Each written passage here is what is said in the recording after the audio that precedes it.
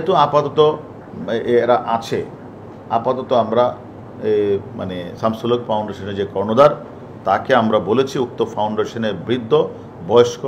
যারা রয়েছে তাদের প্রয়োজনে একজন ডাক্তার নিয়োগ করে সেখানেই রাখবেন আপাতত।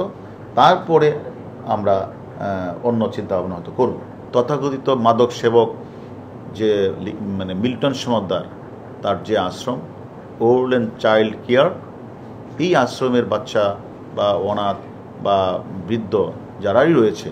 তাদের জন্য খাওয়া দাওয়া চিকিৎসার সামগ্রী ব্যয়ভার বহন করে এবং সে আমাদের কাছে সম্মত হয়েছেন এবং সব কিছুর ব্যয়ভার নেবেন এবং সেখানে একজন কন্টিনিউয়াস একজন ডাক্তার রাখবেন, তাদেরকে চিকিৎসা সেবা দিবেন এবং যা খরচ হবে তিনি আমাদের কাছে স্বীকার করেছেন উনি তার শামসুল হক ফাউন্ডেশন থেকে সব ব্যয়ভার বহন করবেন। সকল অভিযোগেই তদন্ত হবে এবং কাউকে কোনো ক্রমেই ছাড় দেওয়ার কোনো প্রশ্নই আসে না। সে একজন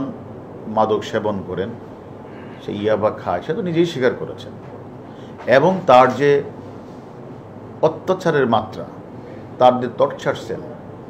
আপনারা গণমাধ্যমে দেখেছেন যে পরিমাণ মানুষকে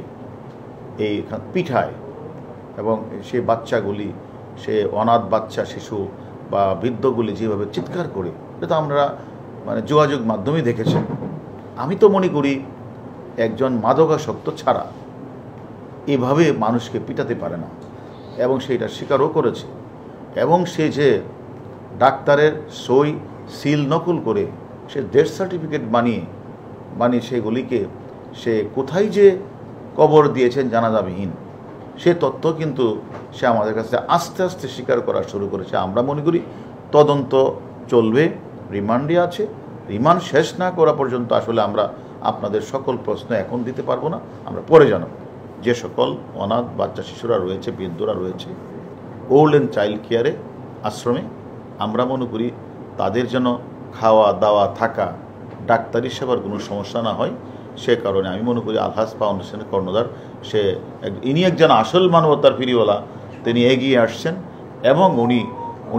বলেছেন আমাদেরকে যতদিন লাগে ততদিন উনি খাওয়াবেন এবং তাদের চিকিৎসার সার্বিক ব্যবস্থা উনি করবেন। আমি মনে করি আরও সমাজে যদি এরকম কোনো মানবতার ফেরিওয়ালা থাকে,